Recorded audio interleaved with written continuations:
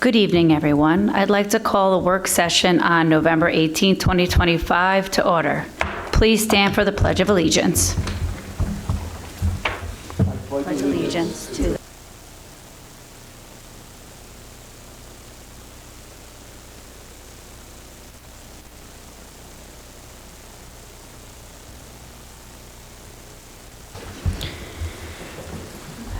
The public is hereby advised of the audio and video recording of this meeting for purposes of rebroadcasting. Every board member is in attendance here. Ms. Thiel is just stepped away for the moment.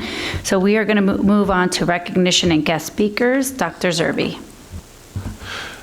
Thank you, Madam President. This evening we have a couple scheduled speakers. It gives me great pleasure to welcome Brandon Roquette and James Lentz. Brandon is with the Worcester Fire Department and James is with the Lower Providence Fire Department. They're here this evening to present the property tax credit for volunteer first responders. We would ask that we get the presentation up on the screen. And not only are they serving to protect the citizens of Lower Providence and Worcester Township, but they're also proud alumni of Methacton School District. So let's welcome Brandon and James.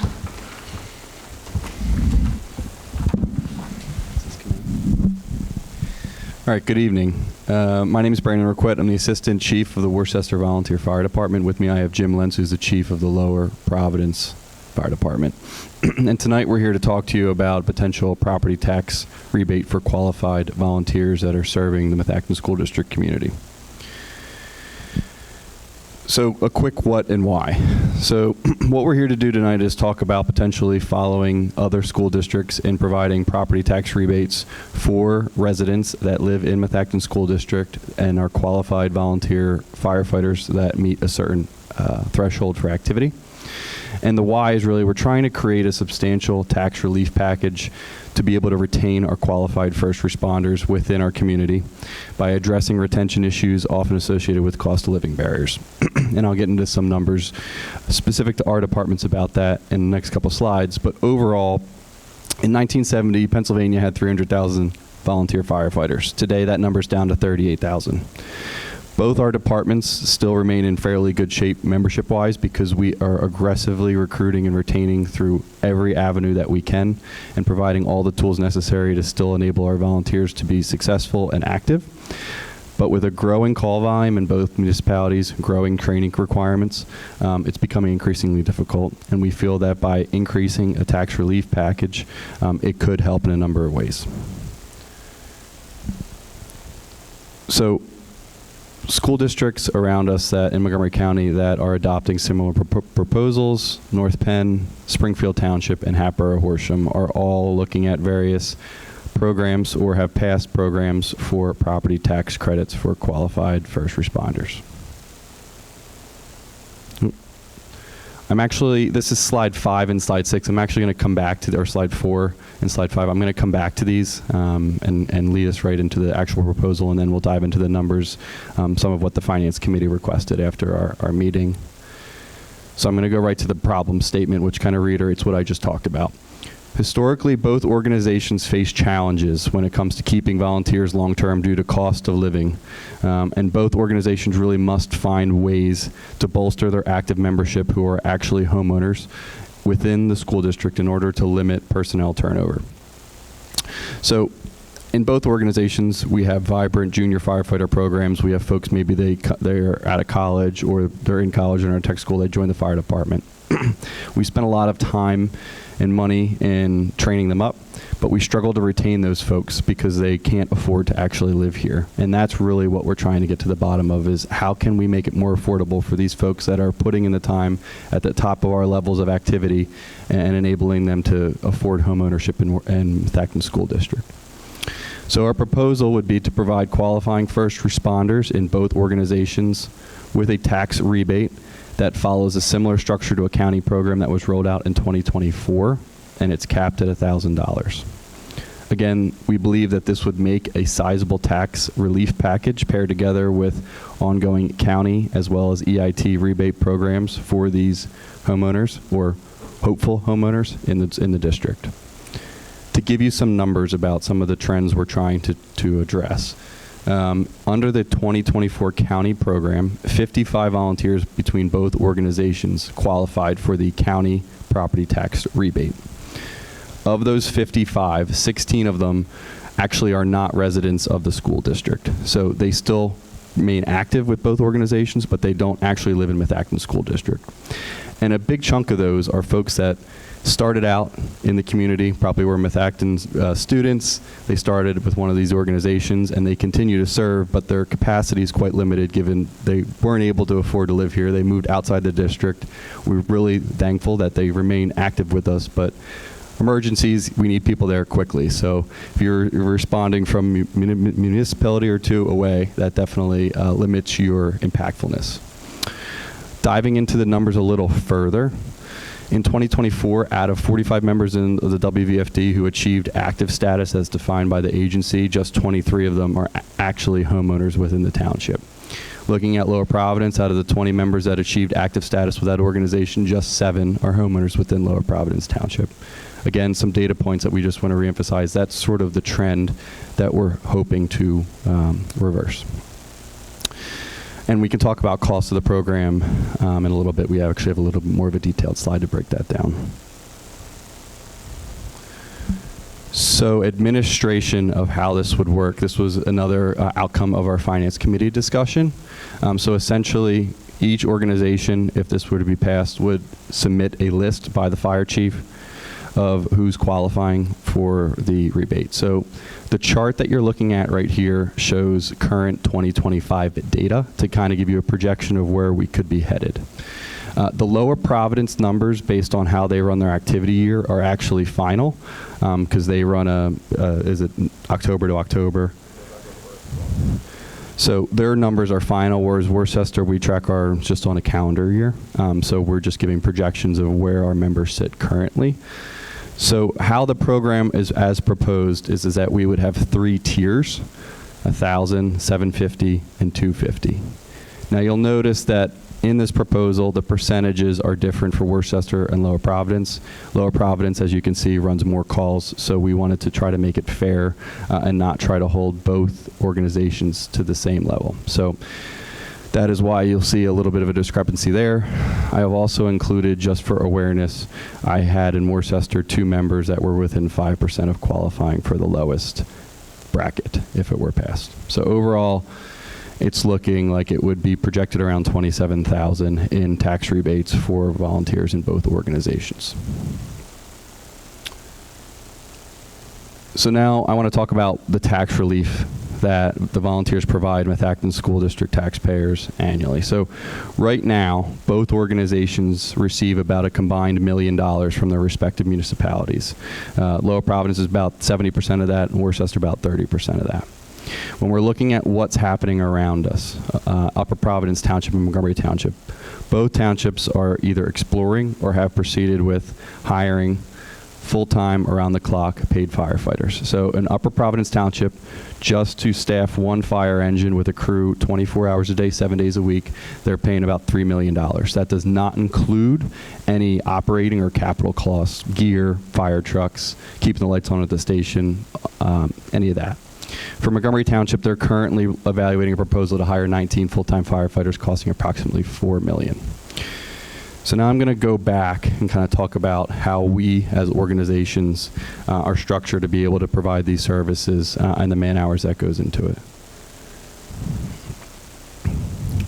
So I'm going to go to the volunteer hours at slide 4. So right now, as it projected from January 1st to November 1st, between responding to incidents within the district as well as our drill man hours, which is solely each organization has a weekly drill night that they attend to, we're about at 10,000 man hours between both organizations. I will say that that does not include folks going down to the fire academy to getting individual certifications, which is 50, 60, 200 hours at a clip. That does not include the immense administrative paperwork that we have to do on a daily basis. That does not include fundraising, fire prevention. So without being certain, I would be very I would be very clear to say that that number, you would probably take 50 to 75% higher in the actual man hours that it takes to provide volunteer fire and rescue services adequately to the two municipalities in the school district. I also provided some examples of folks that you might see in our organizations that are operating as volunteer first responders, whether as an apparatus driver, firefighter, or fire police officer, to try to give you an idea of how many hours it takes just to achieve that minimum level of certification. Next, I want to talk about our junior firefighters. Between both organizations, there are 16 junior firefighters that participate in the junior firefighter program. And I think that's why that's important, and we'll definitely touch on that at the end of the presentation, is most of these are Methacton students. And there's a lot of benefits for our students through these programs. So I kind of wanted to paint a picture of how much time they're putting into their communities and what they're getting out of. So right now, both organizations, their juniors are averaging about 33 training hours so far this year, and then you can see the number of calls. The number of calls is a little trickier with the junior firefighters for a number of reasons. Right now, Lower Providence, a lot of their junior firefighters graduate to full-time firefighter status, so the 7 that they do have are much younger and not really able to run calls right now. I know I could speak for my 9. I have a lot of new juniors, and then I had 2 juniors that are each probably close to 100 calls. So it is a different range, but both organizations have thriving junior programs, and I think that's really the basis of what we're going to come here today to talk about our value to the school district. Okay, I am now going to move to slide 9. So obviously, you guys get a lot of requests. You know, you have a fairly big budget to manage, and you're thinking, okay, well, you know, why does this come down to the school district? Why is this not a municipality problem? There's an immense benefit that thriving volunteer organizations, fire department organizations have to this school district outside of just providing adequate fire and rescue services. We have a proven track record of providing a great extracurricular activity for Methacton students. So I graduated here in 2014. I started as a junior firefighter when I was a freshman. I can tell you that the 5 highest ranking officers in the Worcester Volunteer Fire Department all were Methacton students, all started as junior firefighters. I think that the school district does a great job with providing extracurriculars, clubs, athletics. But for me, I didn't fit into any of those. I joined the fire department, and I still got a great resume builder, learned a lot of skills, did a lot of networking that you would want to have the students gain in some of these clubs or activities that the school district has. We have vibrant memberships in both departments that provide diverse professional backgrounds for students to network with. So one of the examples that I like to give, and I gave to the finance committee, was one of our junior firefighters that graduated last year. He was working at Mary Mead. One of our members runs a full-time HVAC company. He said, why don't you come work for me? He started to work for him. He actually ended up changing his career path at the technical school. He took up HVAC, loved it. As soon as he graduated, he already had a full-time job, and he's hit the ground running. We have plenty of other examples where we have a lot of people in different corporate tracks, whether you're in healthcare or the financials, and we've had a lot of our junior firefighters, students here at Methacton, that were able to take advantage of internship programs because of that strong network that we're able to provide. We're able to provide engaging community events and fire prevention demonstrations for Methacton School District students and their families. So I know just this year, Worcester and Lower Providence did fire prevention activities at Worcester Elementary and Arrowhead. I know at Worcester, we also partnered with Worcester Home and School. So every year we host a trunk or treat with their home and school to get the students and their families to come out, but we also capitalize on that and use it as a fire prevention event. So they go through a number of fire prevention lessons. We give a number of handouts, and it's a great community event. The last thing on this slide that I really want to talk about that's sort of new under the direction of Chief Lentz's leadership this year is that we're excited that students in the tech program under the Protective Services program have an opportunity to now enroll in that program and graduate with their Firefighter 1 certification, their EMT certification, and certificates that will enable them to apply for jobs if they choose at our Emergency Dispatch Center at Montgomery County. This is a huge shift from what they were originally able to achieve, and this makes them great candidates as soon as they graduate for a number of jobs in the emergency services career path upon graduation. And so our value here is that program cannot succeed if they do not have strong volunteer fire departments that are backing up, because ultimately we're the ones that have to sponsor them. They're going to their class, but they need strong leadership to be able to walk them through the class. And I think any educator would appreciate that. Right now we have 17 junior firefighters. It takes a little bit of administration and hand-holding to get 17 high school students through activities like that. But with strong memberships in both organizations, I feel very confident that this will actually be a game changer to kind of reverse the trend of our recruitment issues and really enable students to not only help their local communities, but also get a strong hold in an actual well-paying career path. Finally, I'm just going to wrap up with the number of events that we support. For the ones that you might know, this is the ones that you don't know. Both departments are heavily engaged in a number of activities throughout the year that we support. And again, I feel that as we continue and we're able to maintain strong memberships with both departments, we'll hopefully be able to also support a number of events like these where I think has an immense benefit to our students. So that's the presentation. Chief Lentz and I are happy to take any questions. Brandon and James, thank you both very much for the presentation this evening. Members of the board, are there any comments or questions to my right? Mr. Winters?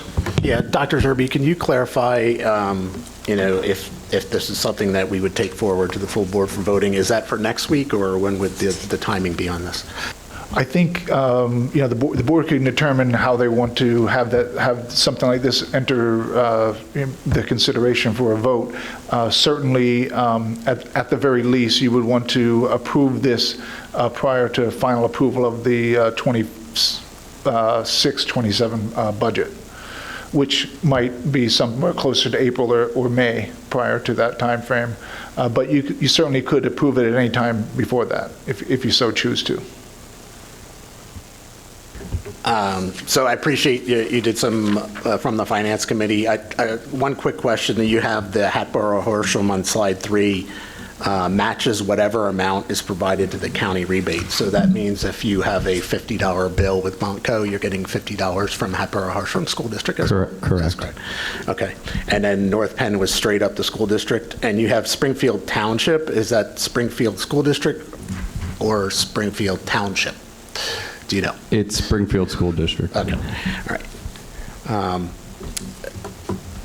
I would suggest to the board it's something to consider. I spoke at the Finance Committee meeting in complete support for the fire company and going to look like an ogre with the questions that I asked at the Finance Committee, but it really comes down to the concept of this has been put on the school districts as not necessarily a school district problem. And I understand the individual taxpayer sees it as one tax bill coming from the school district or Lower Providence and one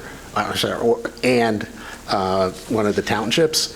But to me, this is a primarily a township thing, so it is something I think we could consider. We do provide earned income up to $500, I believe, which follows a program for residents that are paying earned income in Lower Providence or Worcester as well.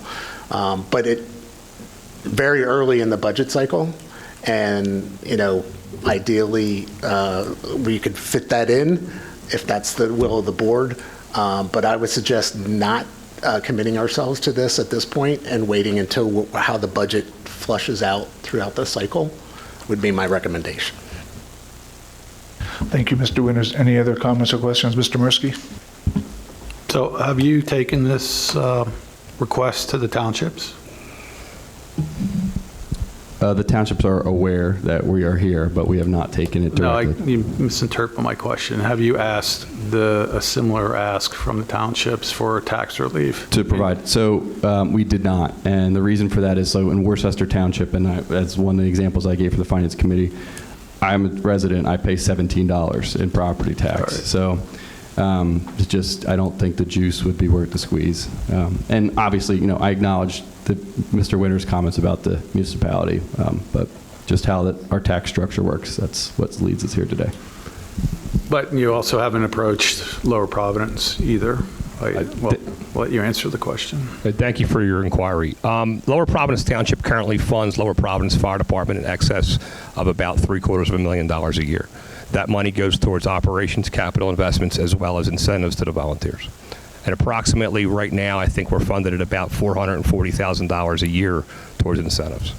And primarily what we're trying to accomplish is to do everything we can to incentivize our volunteers to remain active in our communities, to reduce the potential burden it would have on our taxpayers that would be, quite honestly, miraculous if we had to shift gears. Any other comments? Oh, I'm sorry.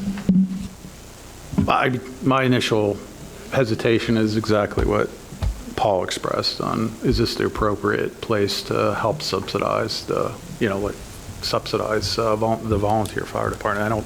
It's a very good presentation, and I don't think anyone questions the value that both departments bring to the community. It's really, if we want to try to subsidize through the school district's budget. But then we would be considering this for next fiscal year, correct? This is not. That'd be correct. It'd be for the 26-27 budget year.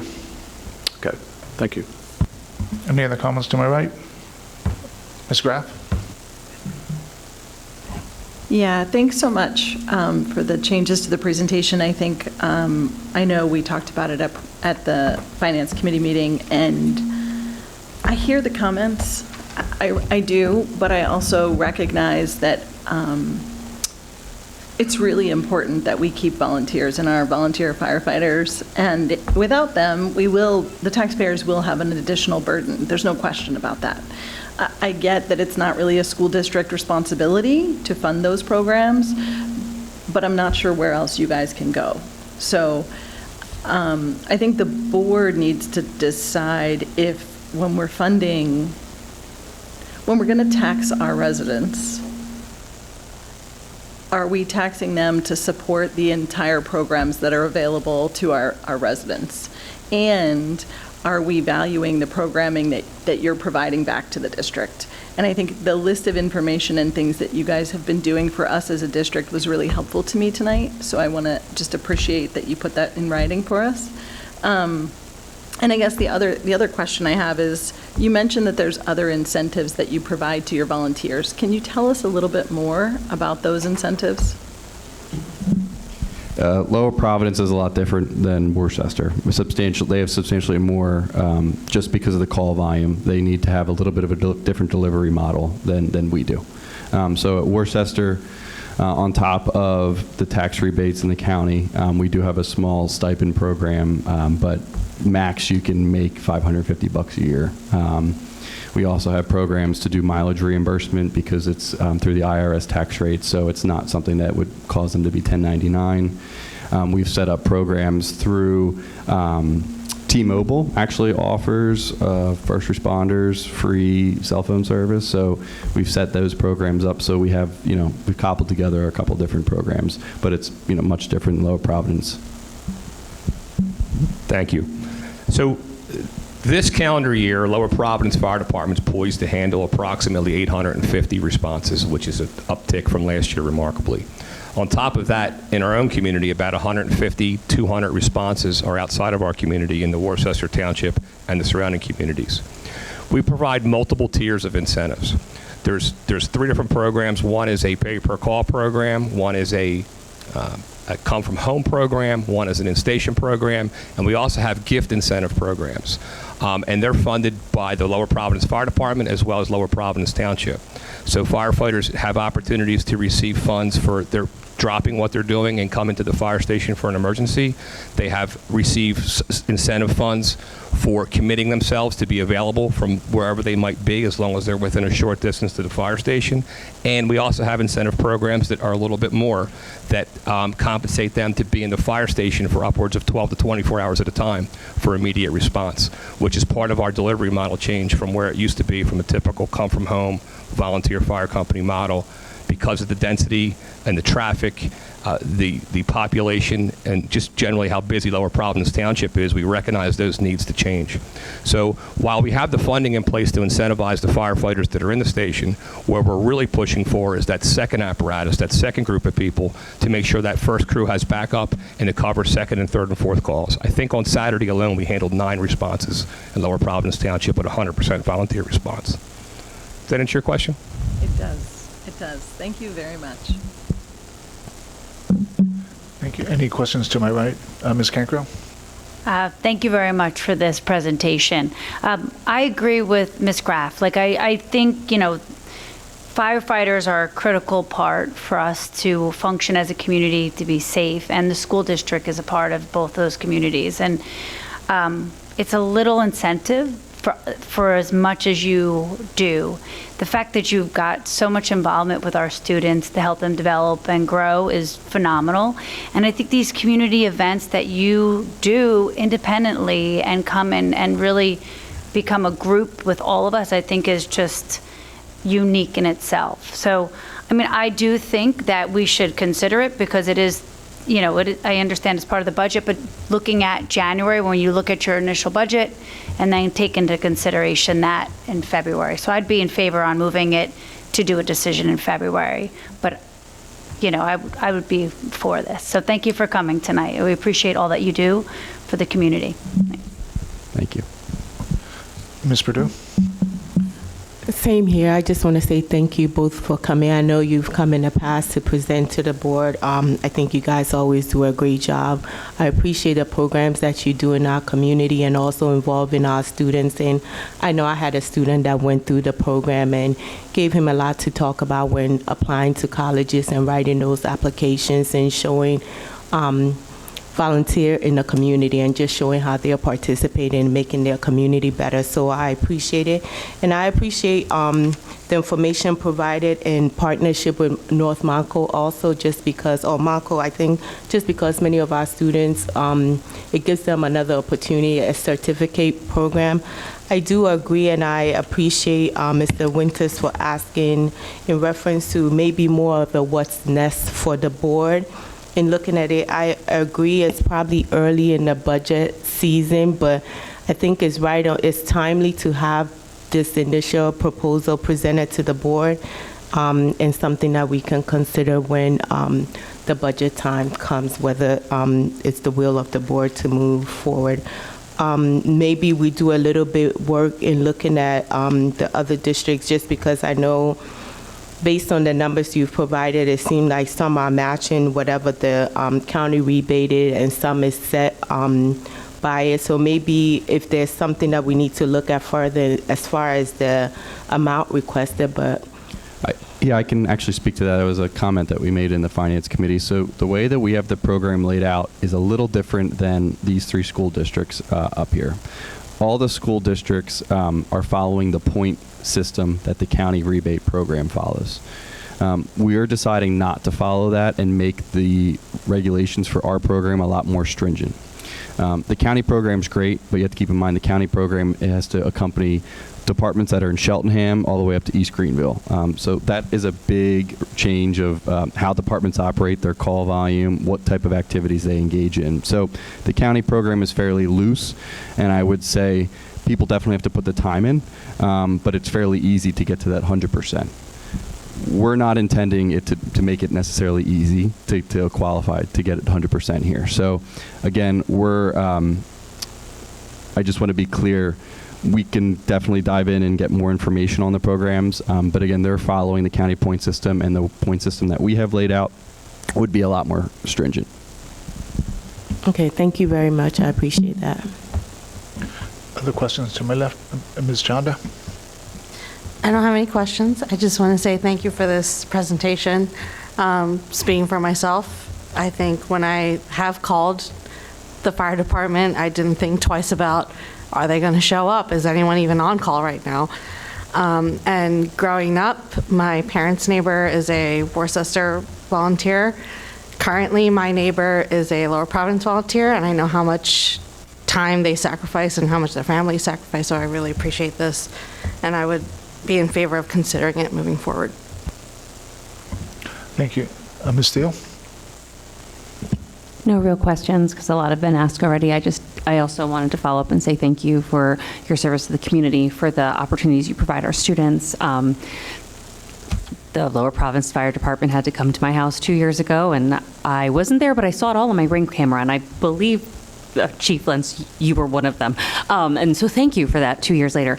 But in all seriousness, I do appreciate everything you do for our community, and I look forward to the conversation. I know that the budget conversations just started, but I would absolutely be in favor when we do decide to discuss it further. So thank you so much. Thank you. Ms. Alston?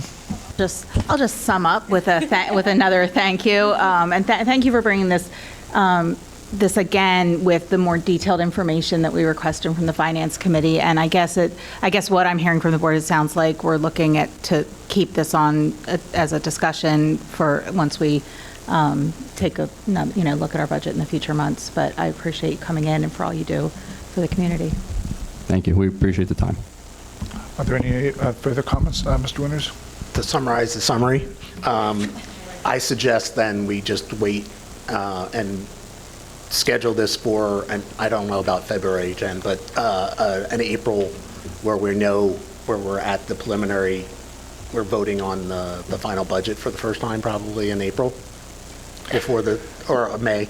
But in April, put a vote in and ask Ms. Steffi to put in 27,000 or something as an estimate at this point, or whatever you guys recommend and show that in the budget process. Yeah, we as part of the discussion at Finance Committee this month, we did recommend that we would put it in the budget as a start of the process for the proposed preliminary budget, and therefore we can certainly pull that out at any time if the board so chooses to. So if it is if there's no objection to that, we will revisit the matter as part of the budgetary process beginning in January when we meet with the Finance Committee, and use the Finance Committee as a guide to get us to a full board vote in the future, if that's the will. Okay? All right, thank you very much. Gentlemen, thank you so much for your service to our community, and thank you for your presentation this evening. I'd just like to acknowledge and thank Dr. Zerby and staff for his consideration, your consideration, and the Methacton School Board for your consideration. And I'd also like to acknowledge the amazing partnership that's been built between the fire departments and the school district the last 4 or 5 years. It's been fantastic. We're looking forward to the future. Thank you very much. Thank you. Madam President, we have 2 other presentations here this evening. We have graduation requirements for the class of 2030. Dr. Gorler, our Director of Curriculum Instruction and Assessment, is here this evening to go over that. You should have a handout in your packet, and we'll be presenting some information up on the screen. If I understand correctly, Dr. Gorler, this was presented previously at the Education Committee of the board, and please. Thanks for having me this evening. I'm here to talk with you a little bit about proposed graduation requirements for the class of 2030. As Dr. Zerby indicated, we have talked about this at Education Committee. This is directly correlated to Act 35 of 2023, which requires a half-credit standalone course to be implemented in 26-27 for personal finance, or as we like to call it, adulting at Education Committee. It is a graduation requirement. It cannot be integrated into a course like social studies or something else. It has to be personal finance. We are utilizing example D in the PDE toolkit for this for implementation, looking to have our personal finance course available in grades 9, 10, 11, or 12, effective with the class of 2030. So students graduating before this can also, of course, take advantage of this course. We are fortunate in Methacton. We already have an existing course called Advanced Personal Finance. That is a half-credit course. That is the course that we are using to meet the new standards for personal finance. So we are actively revising that course to ensure that it aligns with those standards. So you'll see the comparison within the chart gives the graduation requirements for the classes of 27, 28, and 29 at 23.5 credits, and then the class of 2030 at 24.25. We looked at this and we added in personal finance as the standalone credit, but if you look at the requirements that exist right now, we have a 0.25 credit requirement in FCS, Family Consumer Science /finance. So it was kind of a bucket of a spot for where students could choose. What we opted to do is we discussed this in committee. I met with our department coordinators for counseling, for business services, our high school principal, and we looked at, well, let's look at our credits and our credit alignment. And we shifted and added a half a credit to arts and humanities, which is actually where FCS falls. So FCS is under our arts and humanities, so we've shifted that into there. The majority of our courses in FCS are actually half-credit courses. So that is where we are at. What we will be doing is developing a communication plan for this upon approval that will, of course, be involving our program planning guide, but also extensive information for our 8th grade families, so that as they start the course scheduling process, they're aware of the expectations for their students as they move through Methacton High School. And that concludes my information for the evening. Thank you, Dr. Gorla. Are there any questions for Dr. Gorla for members to my left? Ms. Alston? Yeah, thank you. Just to clarify, so this doesn't, you're moving FCS, you're eliminating that as its standalone topic and just moving it under arts. It doesn't affect the amount or the kinds of FCS that we're currently offering? No, the only course that we'll be modifying is the consumer finance course currently offered through FCS, because that is a quarter credit class. That would no longer fulfill the personal finance credit requirement, because it has to be So a that's half a credit. morphing in, that's being eliminated, replaced with the one that does fulfill the requirement, but And the other the- FCS. Stay, all of those Stay, courses, all okay. of those courses options. Thank are you. stay. Thank you. Any other questions to my left? Seeing none, to my right, any questions? Ms. Graff? Yeah, I just wanted to make sure I understood. When I look at the chart at the bottom here, personal finance, which is equivalent to the FCS finance, went from a quarter credit requirement to a half credit. Correct. But then down at the bottom, arts and humanities went from a 2 to a 2.5. Yes, that existing quarter credit, we shifted to a half credit and added it to arts and humanities. The bulk of our classes in FCS are half credit classes. The only quarter credit class that exists is consumer science. So as we discussed in a community, as a group, we opted to increase arts and humanities to 2.5 credits. And there are a number of options. If you look at your second, on the reverse of this sheet, there's a number of departments that fit in arts and humanities that students will have the option to be able to build their credits from. So just to make sure I understand, we moved what was FCS into arts and humanities and then added an additional 0.25 credit requirement. And then made a new category of personal finance at half a credit. Correct. So I guess my question to you is the FCS finance quarter credit a state requarement? It is not. So it's a district requirement that's been in Yes, place it's for a something long that we- time, so we yes. kept it. And then moving it from a quarter credit up to a half credit, that decision was because? We looked at the courses that we offer, and we wanted to ensure that we had offerings that matched. So that was our thought process. And remind me again, how do volunteer hours work? There's, and I don't have the PPG up in front of me, but students may earn credits for their volunteer hours as well. And do they go into electives? Or Typically, could they're they be- electives. Okay. I just didn't know if they could fall into the arts and humanities or if they verify were electives only. Okay. Thank you. Any other questions for Dr. Gorla? Mr. Mirsky? Simple one. So this is proposed to take effect for a graduating class of 2030, Yes. right? And I think it says that on the chart, but I wanted to clarify. Thanks. Yes. Thank you. You're welcome. Any other final questions for Dr. Gorla? Seeing none, Dr. Gorla, thank you so much for your time this evening, as well as thank you for putting this all together for us.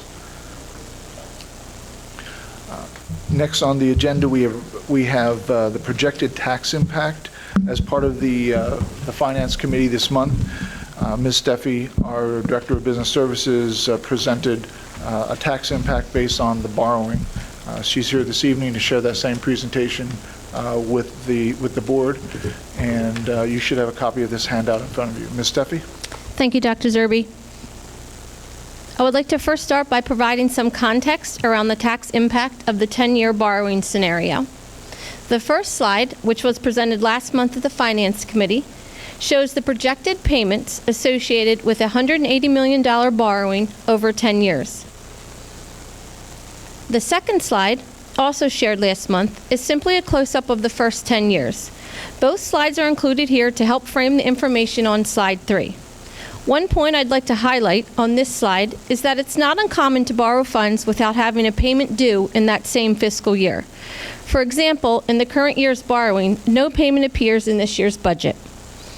Sometimes this is due to the timing of the borrowing. Other times, such as with the projected $25 million borrowing in October of 2031, payments do not begin for 2 years.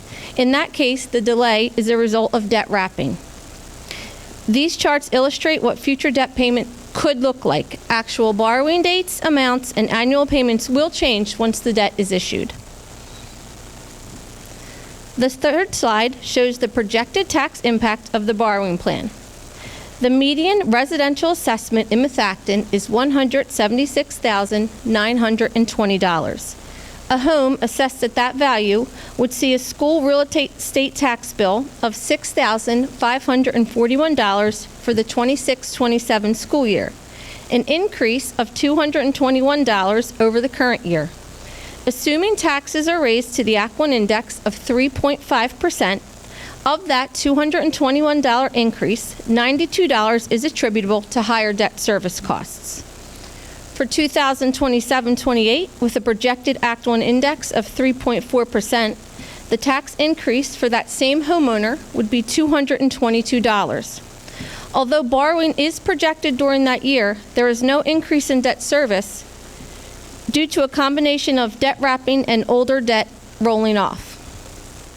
In 2028-29, with a projected increase of 3.2%, the expected tax increase is $216. Again, none of this increase is attributable to debt service, as no new debt service is added that year.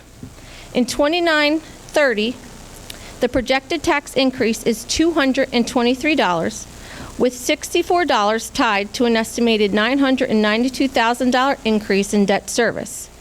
In the following year, a $231 increase is projected, of which $58 relates to an $890,000 rise in debt service. Not shown on this slide is the information for the current year. Based on the median assessed value, the 25-26 tax bill would have increased by $269, with $64 of that increase attributable to the increase in debt service. The chart below summarizes the information I've reviewed. The large number at the center represents the projected real estate tax bill. The smaller black number shows the total tax increase, assuming increases to the Act 1 index. The green figure represents the portion of that increase attributable specifically to higher debt service. That concludes the presentation. Thank you, Ms. Steffi. Are there questions from members of the board to my right? Ms. Graff?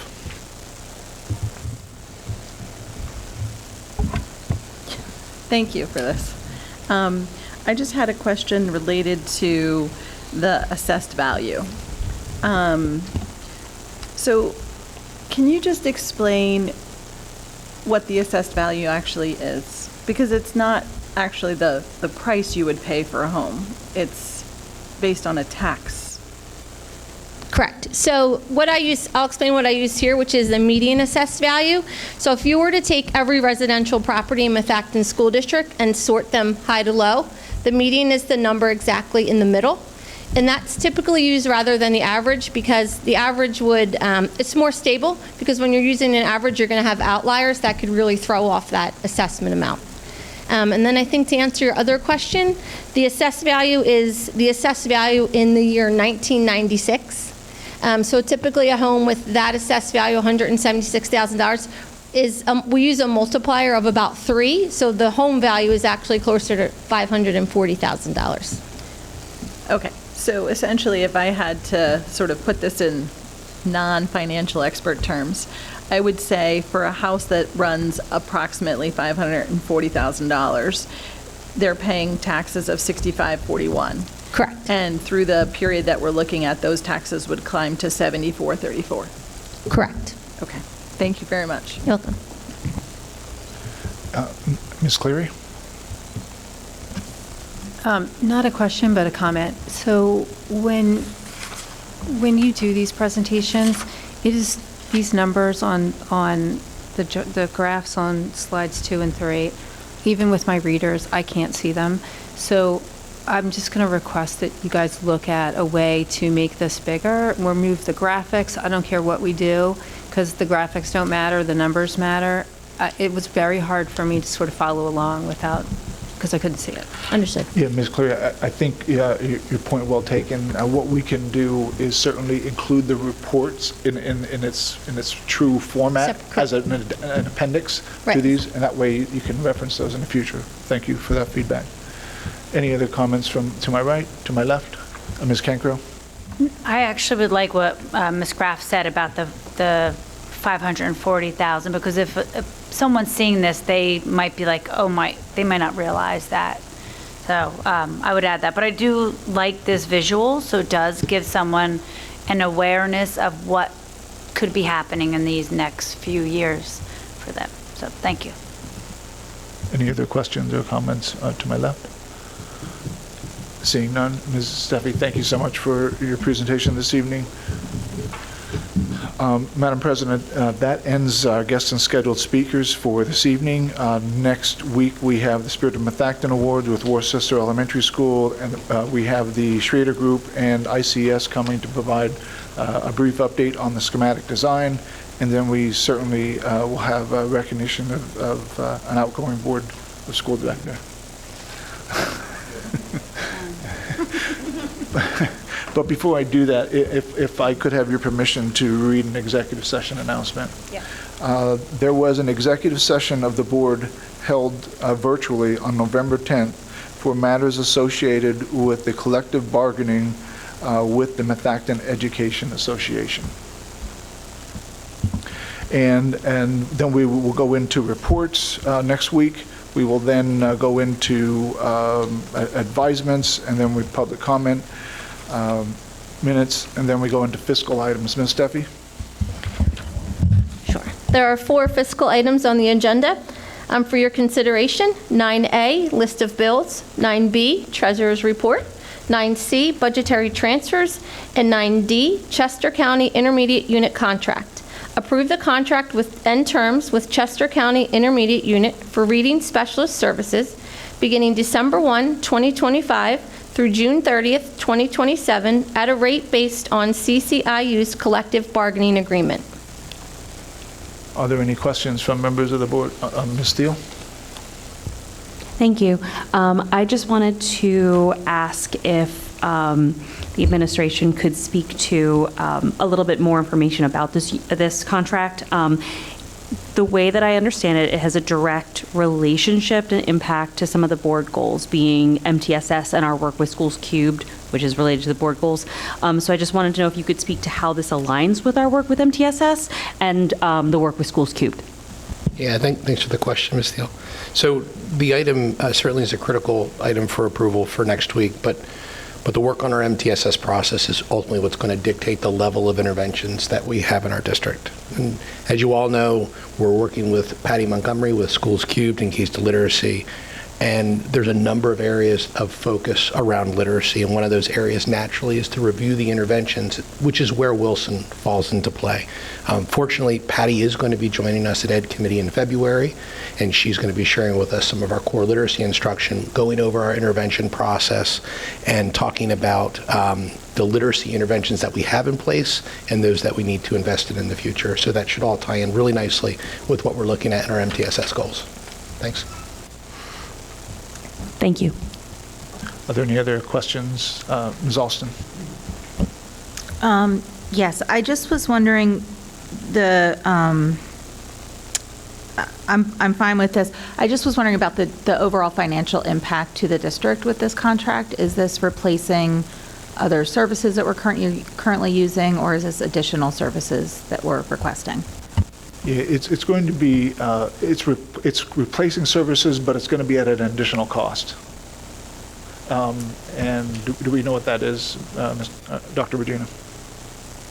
I don't have the additional cost in front of me, but I do know the ultimate cost of it compared to what the original was. So I know that the ultimate cost is going to be around $530,000 approximately to go into this contract with the CCIU. Any other questions? Ms. Chanda? We're using Schools Cubed as a consultant. Did they provide their input on this? They did, and so I think probably the larger conversation is they recognize that many of these services we currently provide are students, but over time, the idea is to look at the interventions that we could be bringing into the district that may either replace or continue to do Wilson, and that is determined on a case-by-case basis. But we do meet with Patty Montgomery on these issues specifically.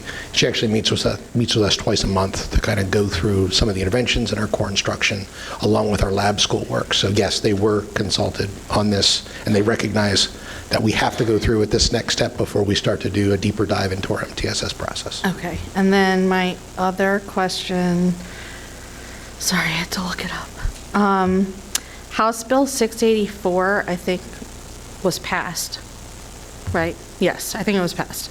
And that specifically talks about the science of reading. So will this set us up for meeting those requirements when they come down? Yeah, yes, it's all intertwined. So Wilson is kind of, as we talked about, the gold standard, right, in terms of that. But it doesn't mean that it's always the intervention that you should be going with, which I think is the investigation in our MTSS process that's going to be so valuable over these next few months. Thank you. You're welcome. Ms. Perdue? I just have a question. Maybe I missed it. Do we have the contract with the amounts provided already?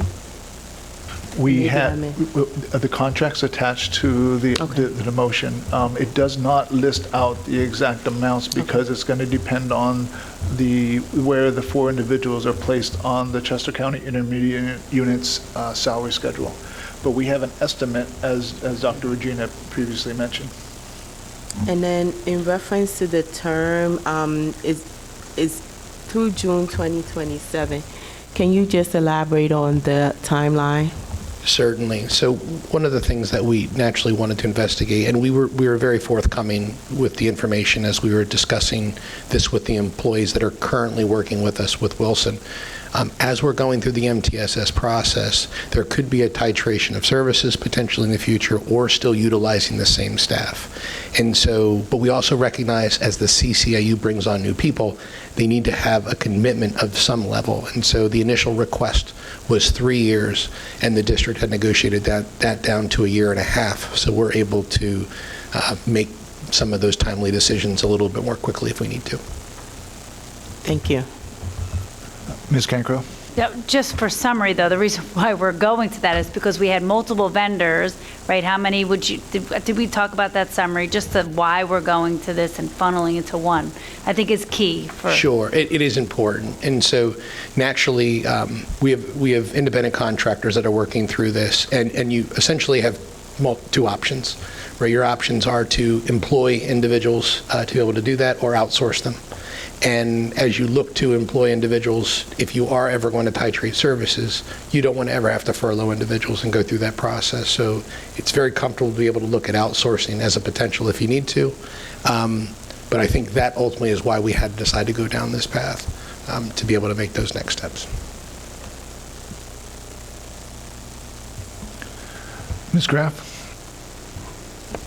Yeah, I guess, so I guess my first question is, this did not come to finance, so did it go through Education Committee? It did not. So maybe you can explain then to me why we're doing this. And I know that sounds like a really basic question, but like, I just didn't get it. So the services that we provide could not be stopped in terms of Wilson. We're currently providing them to approximately 80 students in the district. It is embedded in many plans that we have in the district. And so, again, there were essentially two paths that we can explore. One is hiring the individuals or outsourcing work for those specifically. And those are the two paths that we conduct as a district whenever we look at employment opportunities. And so that was kind of the decision point. We had to do one of those two matters. Wasn't necessarily an education item for that specific decision. The education item is really what Patty's going to be speaking to us about in February, which is if we're able to titrate off of the Wilson services potentially, what are the other interventions that we should be investigating as part of our MTSS process? That's the critical discussion of the MTSS process and with the interventions and why we're exploring that in February. But that's kind of the answer to the question on why it didn't come to Ed Committee. So what's the increase in cost to the district? I do not have the increase in front of me. I only had the Total. The base number, yeah. So I guess what I'm trying to figure out is, why is the cost increasing? Are we getting more services? Are we getting more reading specialists? Like, are we getting more hours of support? Like, what is it that's driving the cost? Because it is an increased cost.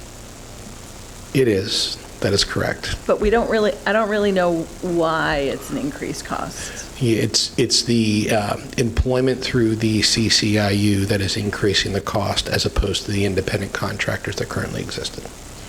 So we go through the CCIU. We no longer have these individuals as independent contractors. So now we're locked in for an 18-month contract, and it's costing the district more money. So I'm going to ask one more time because maybe I'm just not getting it. But what's the benefit to doing this through the CCIU versus independent contractors for less cost and whose contracts we can end pretty much whatever we agree to in the contract? In the Friday memo, I outlined the rationale in two parts for this particular matter. I can share that in that, as Dr. Regina mentioned, if we brought them on as employees of the district, it would be about $6,000 less than having them employed by the CCIU.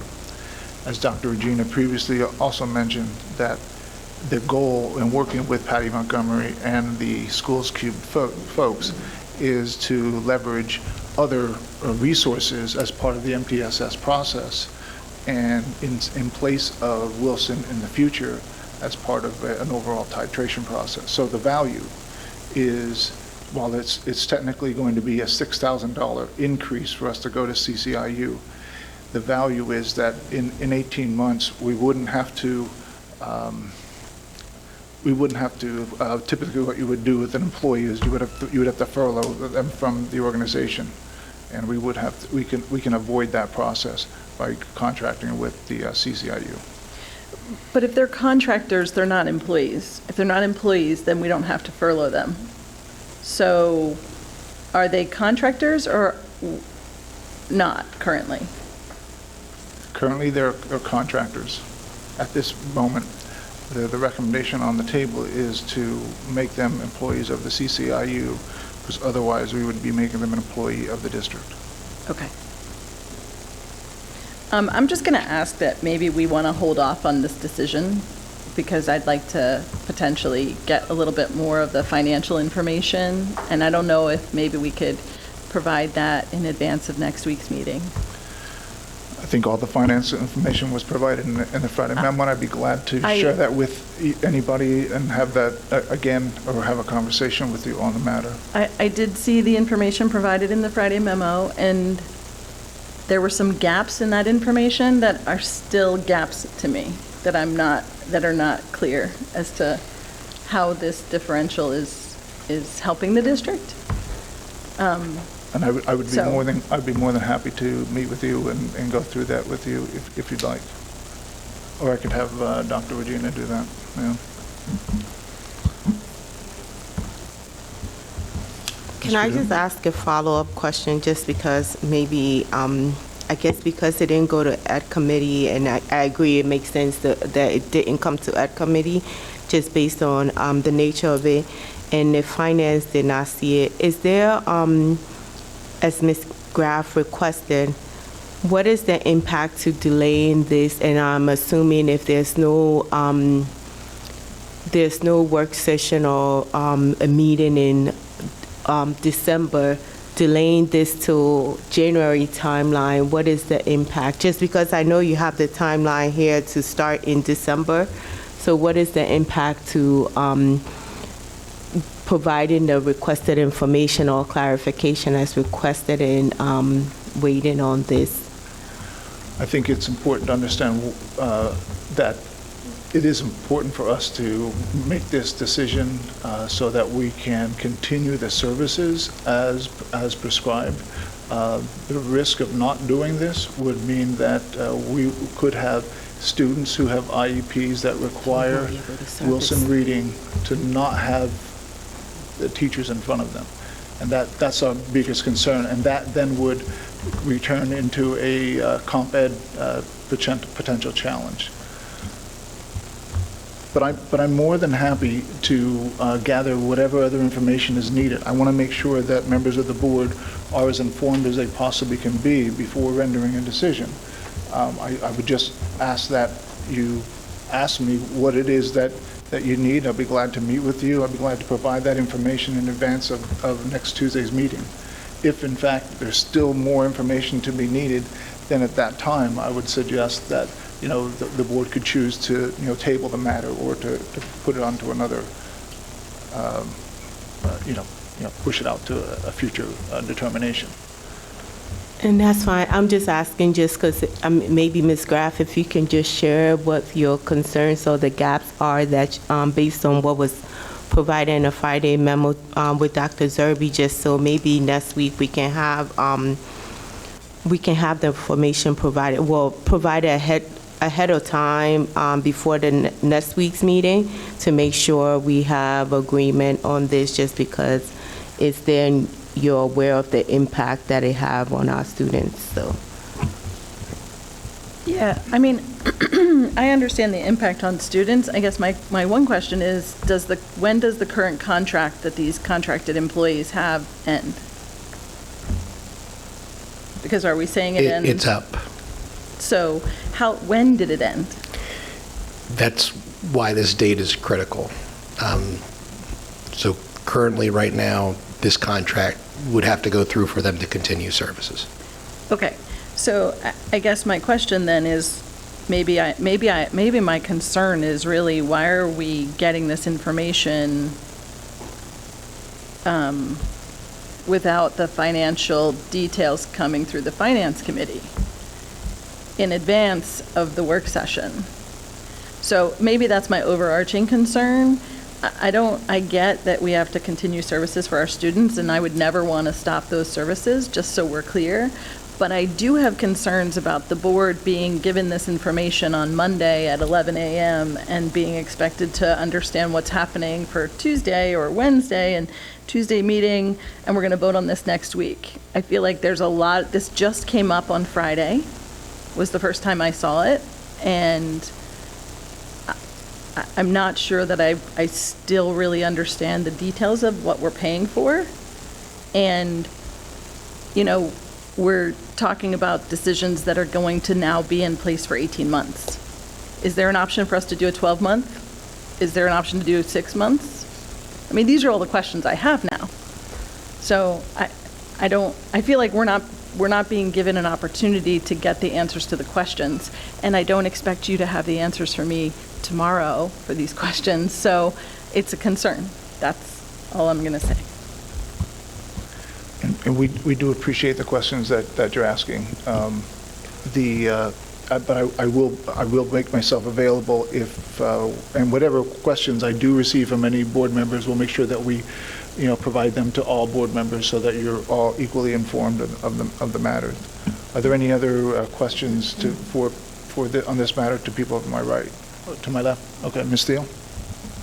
Just some information that I don't know if this is helpful or for one way or another, but just to speak to, I am extremely familiar with Wilson certification. It's not a normal teacher certification. It's not one you take a praxis or go to a college for. A reading specialist certification does not qualify you to be a Wilson tutor. It is rather intensive. There's 2 tiers. There's Tier 1 and Tier 2.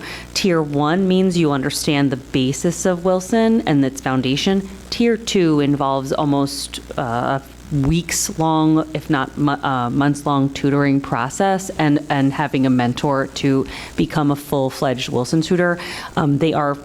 They're not plentiful. There's a bit of a shortage. So that's my own professional knowledge with that one. And the other thing that I do want to echo off of what Ms. Graff has shared is I think that I am looking forward to the conversation in February. I think that there is a larger conversation of why we received this in a memo on Friday, and we're turning around with some gaps in some conversation, and it's, up, and we need to vote on it.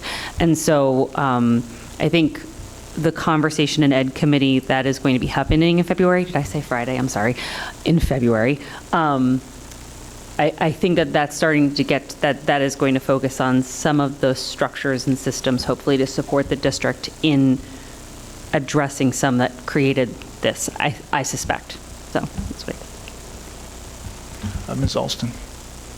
Thank you. I have 2 questions. One is maybe an easy clarifying one, that the teachers who are providing these services to our students will remain the teachers through the contract, or are there different teachers coming on? They'll all be the same ones. The same ones. Okay, Yes. thank you. That was one question. And then the other question is, given the, I guess, lack of a total in this contract, could we add, if we have that number, like a not to exceed for the contract amount, just so we can have a sense of the financial impact?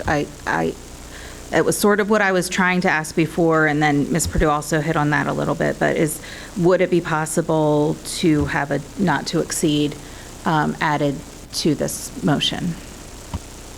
We can look at the estimates and provide one. Any other questions on the matter to my left, to my right?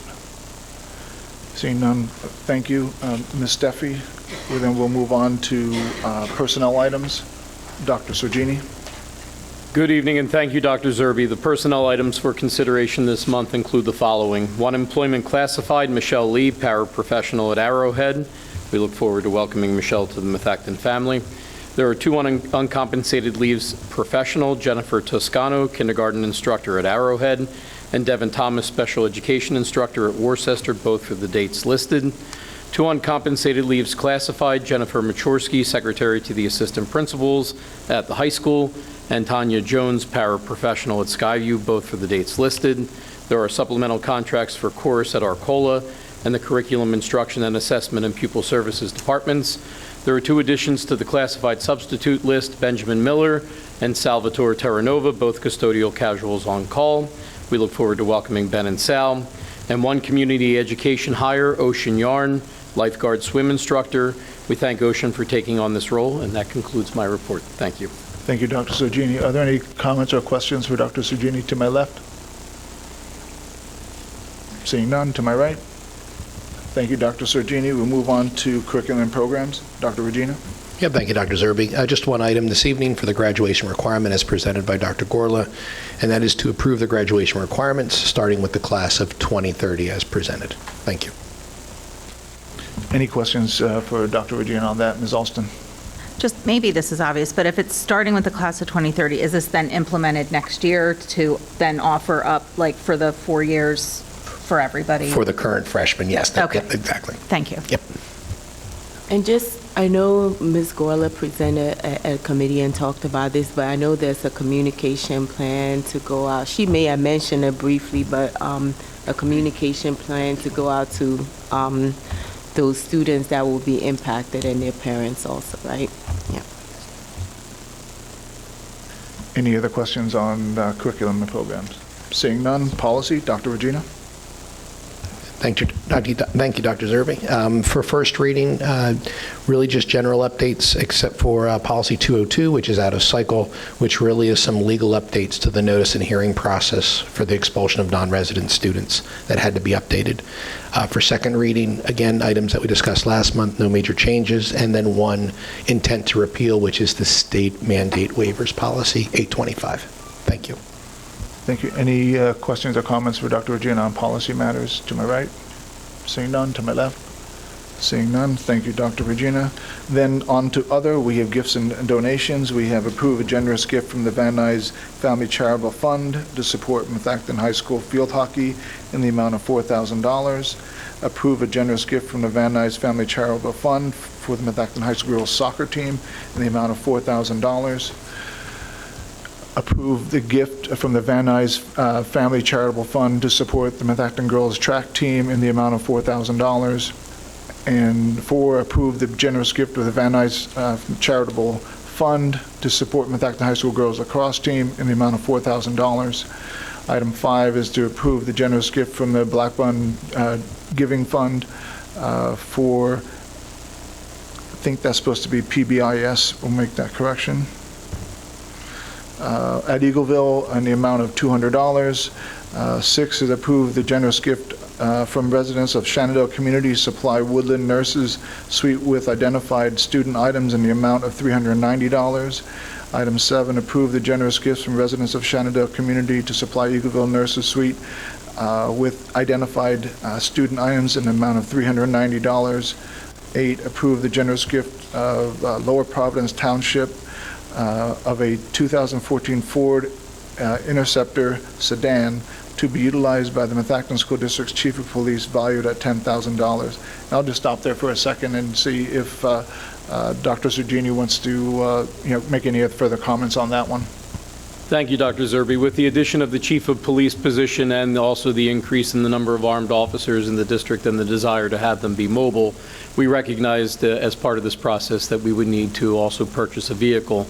Lower Providence Township has offered to partner with us. If you recall, during the presentations about the chief position, they had already offered to partner with us with the addition of a police radio for the Chief of Police to be able to communicate on the law enforcement band.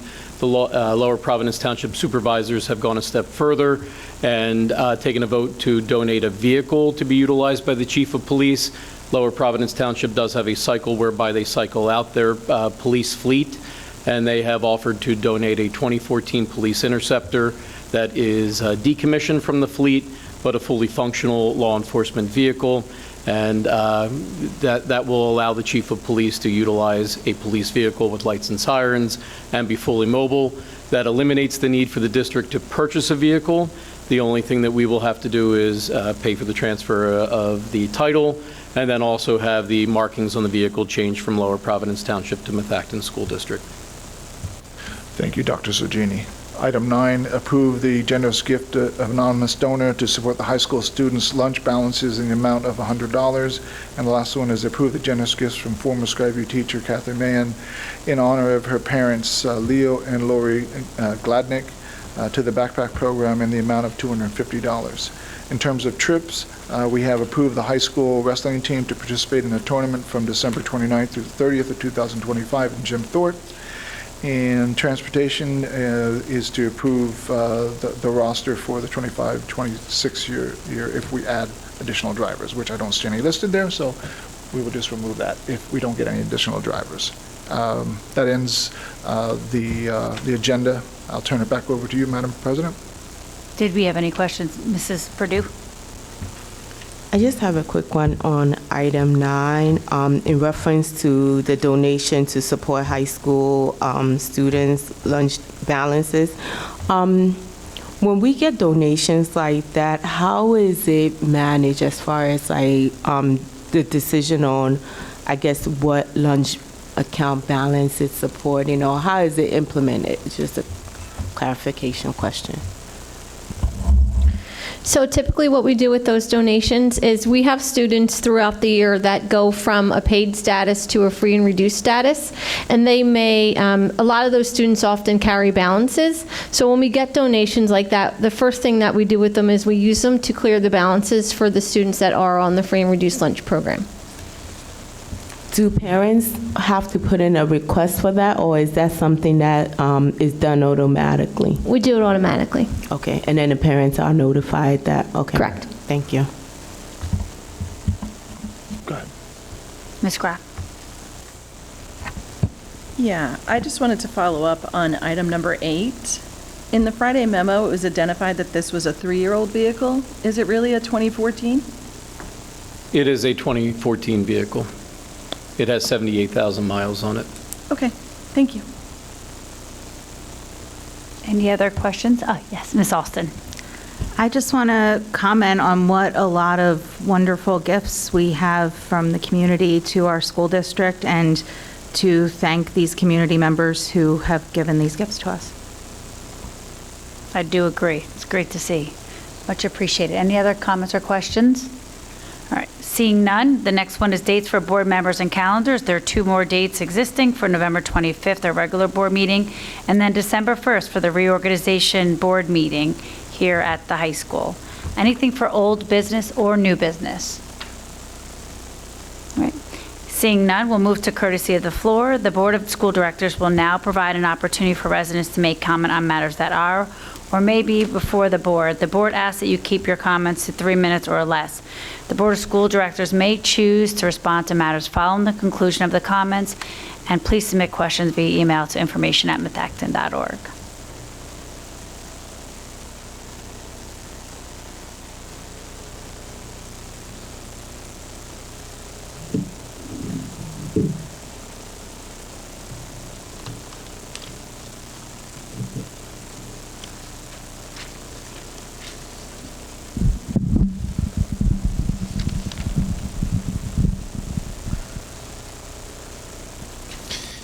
Jim Mollick, Worcester. The 2025 U.S. News and World Report rankings came in. Your best school in the district is the high school at 76. As it sits, no renovation, nothing. Your worst school, Eagle or Arrowhead, 861. Brand new school. Can somebody explain that? The oldest school that you guys want to knock down? When renovate is your best ranked school and the brand new school is the worst? Somebody needs to look at that. I handed you the 5-year budget projection from a year ago, and maybe somebody can explain to me what's going on, because without the $100 million borrowing, projected tax increases were 1.4% in 25-26, 2.3, 1.2, 1.1. You guys raised taxes 5% last year, if I remember correctly. How's this off by 3.6%? And the rest of them, without the $100 million borrowing, you're down there 1%. Maybe somebody could take a look at that, analyze it, and let me know what you come up with. And also important to note there is the projected tax increase on the borrowing alone for 27.8 was $150. You guys project $0. So a lot of stuff is not making sense. As far as the assessed value situation, you're acting like Methacton or Lower Providence and Worcester are the same. They're not. The average assessed value in Worcester is $220,000. Whole different ballgame. So what you need to do is analyze Worcester and analyze Lower Providence. Worcester, we're being overtaxed and we're putting in more money than Lower Providence per household because of the value of the properties. So you can't just sit there and go, oh, it's 176, oh, that's good. It's not good. Looking at Ms. Steffi's presentation, you have projected annual real estate tax bill, and then over that you have amount of increase attributable to increase in debt service. Well, if you look at your own numbers, your debt service in 2028 is going down to $5.5 million. The debt service in 29 is going to $4.9 million. That's a difference of $4 and $5 million that we're paying, we'd have to pay extra. That's on your sheet. But you're assuming that, well, it's going to make it up to 9.8 and it's going to be the same. It's not the same. You're going from $5 million to $5 million to $9 million. That's a $4 and $5 million increase. So very deceptive. Thank you very much.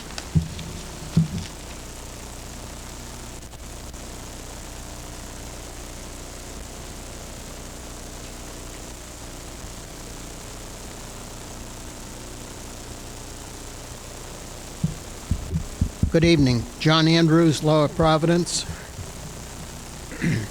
We might be getting winter early this year. We had sleet this afternoon rather than the forecast rain.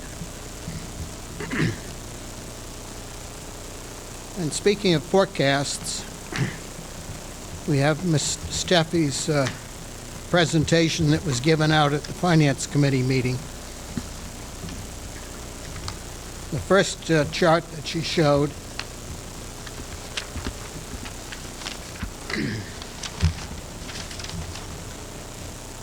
you can read that with a microscope rather than a magnifying glass, as one or two of the directors already pointed out.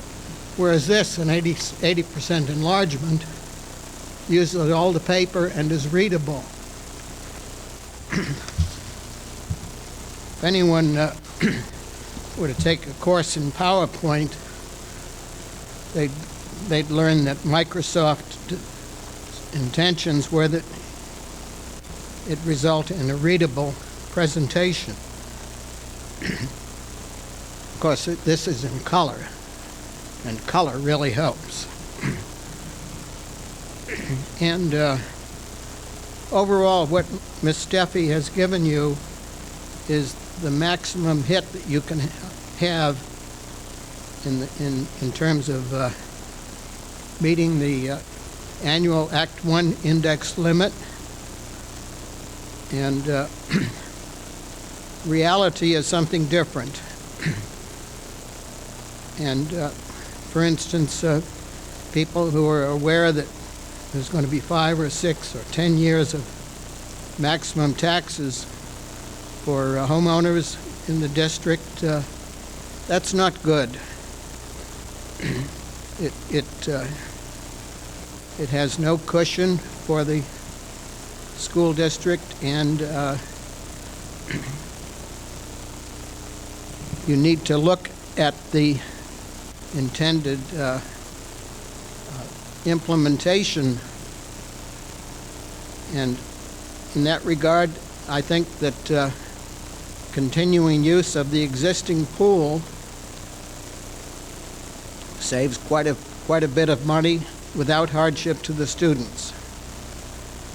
Also, the plans call for a new classroom wing, whereas the enrollment projections for the next decade for Methacton are flat.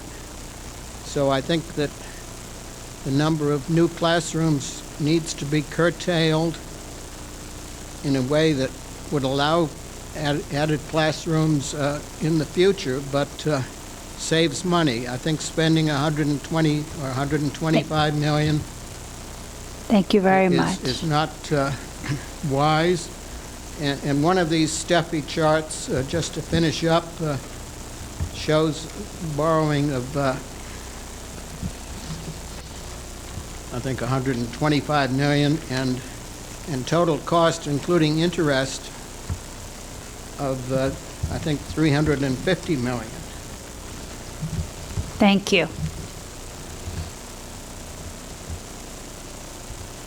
Do we have any further comments or questions? All right. Do I have a motion to adjourn? All right. I see Ms. Olson and Ms. Steele. Thank you. Have a good night, everyone.